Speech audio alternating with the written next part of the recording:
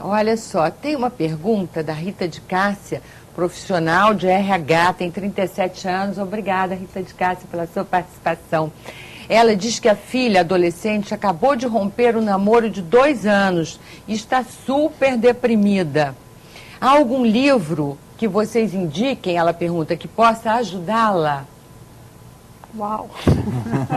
Eu acho que você é mais para um psicólogo, hein? Eu não sei se eu posso indicar um livro, eu acho que eu posso indicar que a depressão faz parte. Ela tem que deixar a filha dela lidar com isso, sofrer isso, passar por isso, porque a dor é fundamental. A gente precisa da angústia para poder produzir. A angústia move o homem, né? O desejo vem depois, vem primeiro do nosso momento de angústia. Então, se ela está vivendo esse sofrimento, essa dor, ela vai ter que lidar com isso. É claro que se ela achar um livro, se você puder me ajudar a pensar num porque a livro. literatura é complicado, assim, porque ela não serve muito para autoajuda, né?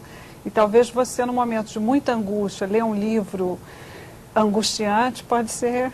Você acha que não serve para autoajuda? Acho que de repente você lê o livro e vê que aquela pessoa passou por aquilo, enfrentou e conseguiu lidar com aquilo, pode servir como Quando uma as coisas estão muito ruins para mim, eu vou e leio Shakespeare, Rei Lear. Porque ali tem tanta barbaridade, tem tanta maldade, dá tanto errado, que aí eu fico, ai, tá bom, é né? assim Aquilo não é tão mesmo, ruim vamos assim. enfrentar essa, mais uma. Até arrancar o olho, arranca. Então eu acho que não vou dizer que é por aí. Que eu não Mas eu acho que a literatura ela entra no Mas... campo da fantasia, assim, e muitas vezes ela se aproxima do sonho. E para o nosso inconsciente não faz muita diferença o que é sonho e o que é realidade. Tá no nosso inconsciente, está marcado. E eu acho que um livro que marque a vida de alguém, né? Eu lembro que quando eu era jovem eu li o Dom Casmurro e aquilo ali para mim muito, muito marcante, a questão dos ciúmes e tudo. Eu acho que um livro que marca a tua vida, ela entra nas tuas marcas, ela entra na tua história e entra no teu desenvolvimento. Então o livro tem essa coisa forte de marcar o sujeito, porque o filme é bacana, mas o filme é uma imagem, ele é muito... Ele enquanto o livro você entra na história e vai reler aquilo. A gente tem livros hoje fazendo muito sucesso com os jovens, com os adolescentes. Se eu indicasse um livro, eu indicaria O Apanhador no Campo de Centeio. Olha aí, olha que saída boa, que boa indicação para sua filha. Tem exatamente isso. Você fica, quando eu li e até relendo, você adquire aquele olhar daquele narrador e fica vendo tudo, associando aquele olhar do narrador. Então você sai um pouco do seu eu fechado e vive outra experiência, né? Aí, Rita de Cássia, vai no sebo e procura o Apanhador no Campo de Centeio, compra para sua filha. No mínimo ela vai ficar entretida com isso, vai esquecer do namorado. Rapidinho. E logo arranja outro. Até porque o Holden é um rapaz muito interessante. Super, né? Ele tem digressões no livro ótimas. Ele fala assim, naturalmente que é o autor, a gente esquece e pensa que é ele, mas um garoto que está com 17 anos não pode fazer, né, essas considerações a respeito. Aí é do teatro, aí é do cinema, aí é da própria literatura, né? Que eu acho isso formidável nesse livro. A Dulce de Oliveira, dona de casa, tem 39 anos, pergunta se José Lins do Rego escreveu livros infantis. Escreveu sim. Histórias da velha Totonha. É um personagem que passa por todos os romances do ciclo da cana-de-açúcar, ô Dulce. E tem também separado o livro das histórias da tia Totonha, que é uma velhinha que passa lá pelo sertão, narrando de uma forma deliciosa as histórias. Os contos de fada tradicionais. Tem aquela tradição de oralidade do Nordeste, também tem isso. É um bom livro. Parabéns ao programa por seu formato. José Lins do Rego mudou minha vida. Que bom saber isso. É o Ricardo Costa, músico, tem 40 anos. Bacana, Ricardo. Ele gostaria de ver mais programas tratando da passagem da infância. Que alternativas a educação e a literatura promovem no universo consciente do adolescente? Parabéns, Eliseu, por sua participação no programa. É a Graziele, que é professora, tem 29 anos, pergunta. Você pode repetir a pergunta?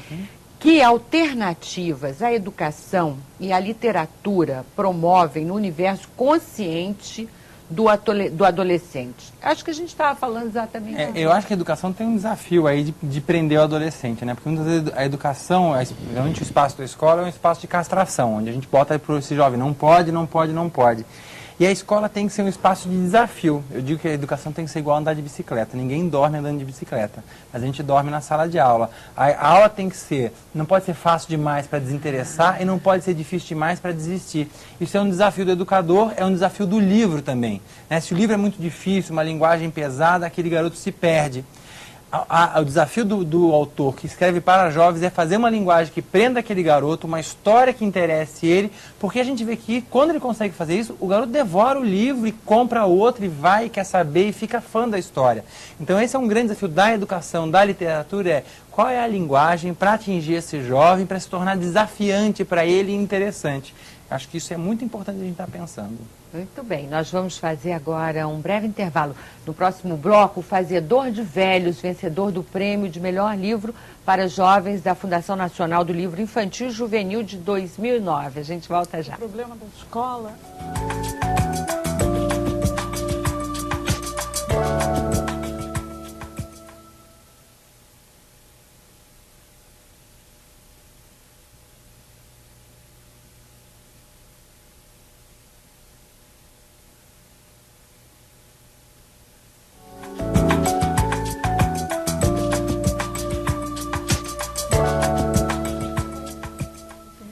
Voltamos com Rio, uma cidade de leitores. Nosso assunto hoje é a formação do jovem na literatura. Nossos convidados são a professora e doutora em literatura Mazé Cardoso Lemos e o psicanalista Eliseu de Oliveira Neto.